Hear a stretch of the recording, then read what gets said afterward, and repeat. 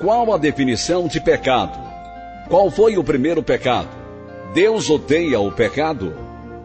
O pecado é descrito na Bíblia como transgressão à lei de Deus. 1 João capítulo 3, verso 4, e rebelião contra Deus. Deuteronômio capítulo 9, verso 7 e Josué capítulo 1, verso 18. O pecado teve seu começo com Lúcifer, a estrela brilhante, o filho da manhã, o mais belo e poderoso dos anjos. Não satisfeito de ser tudo isto, ele desejou ser o Deus Altíssimo e esta foi sua queda e o começo do pecado. Isaías capítulo 14, versículos de 12 a 15. Renomeando Satanás, ele trouxe o pecado à raça humana no jardim do Éden, onde tentou Adão e Eva com a mesma fascinação. Sereis como Deus. Gênesis capítulo 3 descreve a rebelião de Adão e Eva contra Deus e contra seus mandamentos. Desde este tempo, o pecado tem sido passado através de todas as gerações da espécie humana, e nós, descendentes de Adão, herdamos dele o pecado.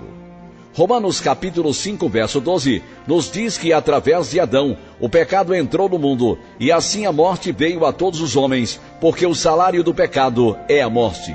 Romanos capítulo 6, verso 23. Através de Adão, a inclinação inerente ao pecado entrou na raça humana, e os seres humanos se tornaram pecadores por natureza.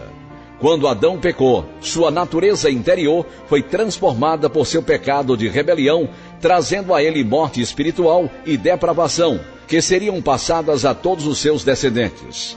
Os humanos se tornaram pecadores não porque tenham pecado, mas pecaram porque já eram pecadores. Esta é a condição conhecida como pecado herdado. Assim como herdamos características físicas de nossos pais, herdamos nossas naturezas pecaminosas de Adão. O rei Davi lamentou sua condição de natureza humana decaída em Salmos 51, versículo 5. Eis que em iniquidade fui formado, e em pecado me concebeu minha mãe. Um outro tipo de pecado é conhecido como pecado imputado. Usado em circunstâncias financeiras e legais, a palavra grega traduzida como imputado significa tomar algo que pertence a alguém e creditar em conta de outro. Antes de ser dado a lei de Moisés, o pecado não era imputado ao homem, mesmo sendo os homens já pecadores por causa do pecado herdado. Depois de a lei ter sido dada, os pecados cometidos em violação à lei foram imputados, creditados a eles. Romanos capítulo 5, verso 13. Mesmo antes que as transgressões à lei fossem imputadas aos homens, a pena máxima para o pecado, morte, continuava a reinar. Romanos capítulo 5, verso 14. Todos os humanos, de Adão a Moisés, foram sujeitos à morte, não por causa de seus atos pecaminosos contra a lei mosaica, que eles ainda não tinham, mas por causa de sua própria natureza pecaminosa, que havia sido herdada. Depois de Moisés, os humanos foram sujeitos à morte, tanto por causa do pecado herdado de Adão, como pelo pecado imputado por violar as leis de Deus.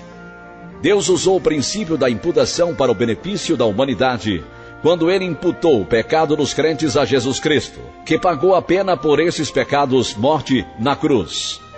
Imputando nossos pecados a Jesus, Deus o tratou como se ele fosse um pecador, apesar de não ser, e ele o fez morrer pelos pecados de todos que algum dia nele crescem.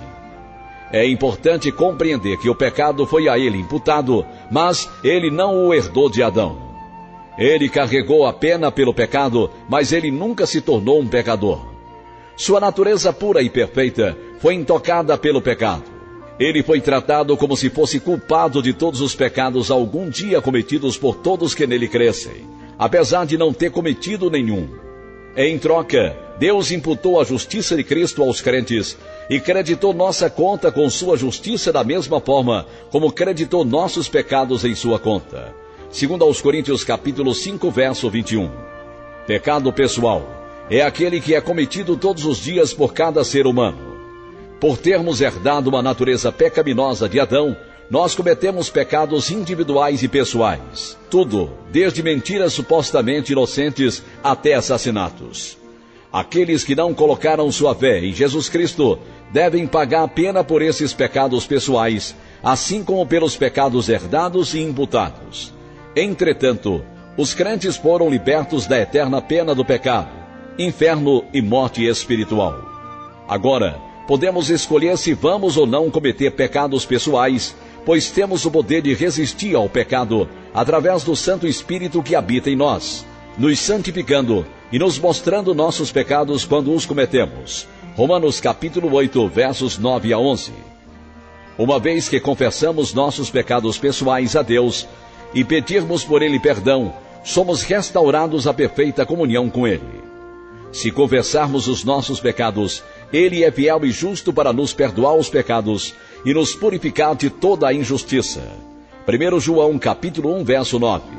O pecado herdado, imputado e pessoal, todos estes já foram crucificados na cruz de Jesus. E agora, em quem, Jesus Cristo, temos a redenção pelo seu sangue, a remissão das ofensas, segundo as riquezas da sua graça.